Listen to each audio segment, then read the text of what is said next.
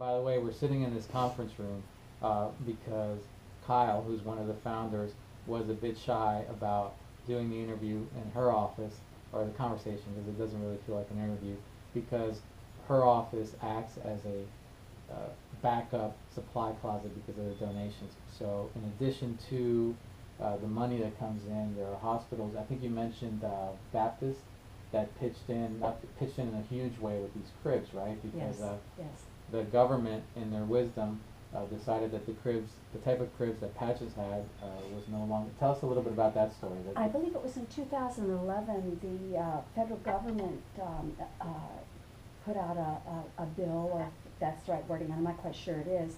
They sided with the Child Safety Protection Act that all drop-down sides on cribs were dangerous for children, that they could suffocate if they got their head inside them.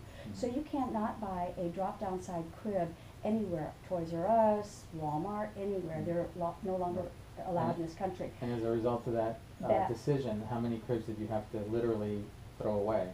We couldn't even throw them away. We had strict orders on how to get rid of them. They had, okay. yes, oh yes. They had to be destroyed in a certain way? They had to be destroyed in a certain as way. As if they were nuclear bombs.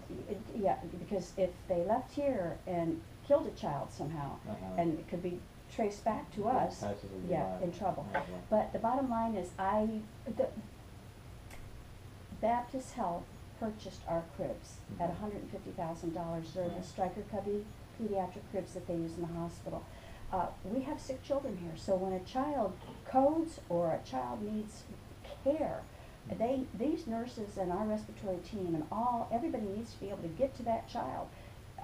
You need to be able to drop those sides. You need to be able to have the oxygen tanks and the IVs and everything being able to be attached. And so Baptist came to our rescue.